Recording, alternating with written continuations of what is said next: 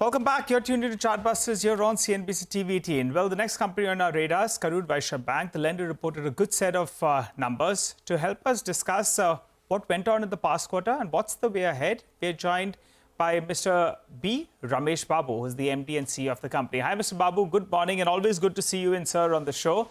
Well, let's get a couple of basic numbers first out of the way. What is the loan growth you're aspiring to grow in this year? As well as if you could tell us what is the margin trajectory from here on? Fine. Thank you very much. Good morning to all of you. The loan growth, what we have guided during last quarter for the whole year is around 14%. So though it can go up pretty well, because we thought that the deposit growth may be contained. So that's why to balance between the deposits and advances, we thought around 14%. But we made some sort of a structural changes within the loan growth. So we have moved more towards the RAM vertical, wherein if you can look at it, this quarter also, on an average quarter on quarter, it is 6%. It has come that way. Year on year also 20%. Where the yields are better, it is granular and more secured. So that's why rather than focusing on the corporate, we have moved towards the retail RAM, that particularly agriculture as well as retail and MSME, that's going well. And coming to the margins are concerned, we gave an indication that the first 2 quarters, we will try to maintain around 4% plus. And I'm happy to share that this quarter we are at 4.13 and the trajectory we propose to maintain. But at the most, even a worst case scenario, it comes to when the rates come down from the RBI side and the deposit rates will have to go up. We thought that the worst case scenario, it may land at 3.7 by the end of this quarter. So that's why on an average around 3.8 for the whole year, we will be able to maintain, if at all those things happen.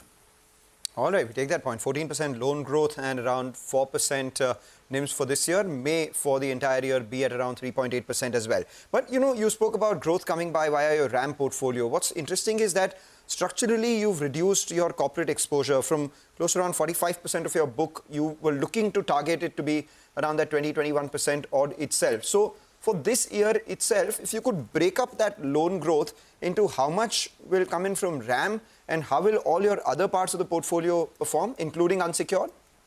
Yeah. Unsecured, let me tell you, it's a very minuscule portion. It comes to around 2.5% of the total book. Even if it grows also, at the most, we may grow up to 5%. So that's a major portion of the unsecured. Coming to the RAM, so our intention is as it is to 80-20 to maintain that. So corporate at the most may hover between 18 to 19% and rest will be RAM 81. Out of the RAM also our preference is major to the commercial. So where we have a lot of presence is there in the area where we are operating. The margins are also much better there. Next comes the retail and next comes the agriculture. These three will work in this order and the corporate actually it is around 18 to 19% we would like to maintain a part of our portfolio. Got it. All right. Sir, if you could tell us the quantum of the technical write-off pool and the expected quantum of recoveries that we can see from here on? The technical write-off pool is absolutely, if you look at it, sometimes it's a deceptive number. The reason is when the industry was growing, projects and all these things, lot many loans were given 2012, 13 and all. Those things, if you go to various courts and other measures also, the recovery may be around 5 to 10%. So that way, those big accounts, the recovery percentage may be pretty low. So that way, as it is, if you can see the recoverable portion of the technical write-off, if you look at it, it comes to around 2,500 crores we can think of. So we have made a lot of efforts into that one. That is the reason this year you are able to see some sort of a good growth. Last year also, technical write-off pool has given a good number. And we feel that next 1 or 2 years, these numbers will be pretty good because internally, again, structural changes we have made and a lot many measures we have taken to get the money from these pool and all. So the next 2 years, we feel a lot of flow can be expected from that. So you're saying the recovery will be around 2,500 crores, is it, from the technical write-off? No, I'm talking about the pool will be 2,500 crores, which can be recovered. And 5 to 10% will be recovered. Correct. No, on an average, around 4 to 500 crores per year can be recovered in next 2 years. All right.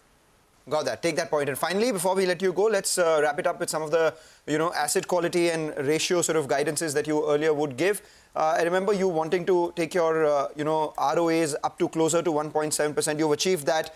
Where does that go from here on? And even the asset quality, you were looking at NPAs less than 1%. You're way less than 1% now as well. So your asset quality guidance, ROA guidance, along with the annual slippages and credit cost guidance, if you must. I agree with you, but 1.7 for the quarter. But there are many unknowns are there in the coming quarters. That's the reason we gave a guidance of around 1.65 for the whole year.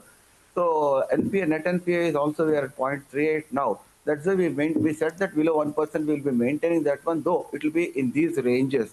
But Mangalam, if you can look at it, last 15 quarters, more or less what we have guided, we are on track as per the guidance. Not only on one parameter, business growth, profitability and asset quality. We were at 0.32 ROA in 2020. Now we are at 1.7, which can be sustained. So that's why what we did is, instead of ups and downs going on, we wanted to sustain the entire growth what all is coming up in all three parameters. That to some extent we could succeed. All right, we take that point. You have been guiding for a certain number. More or less, you have not only met that guidance, at most occasions you've also beat that guidance, and you maintain that guidance so that you can perhaps sustain it at current levels, taking into account all the vagaries of uncertainties that may come by as well. Wish you all the best for the next financial year and hope to speak with you in the next quarter as well.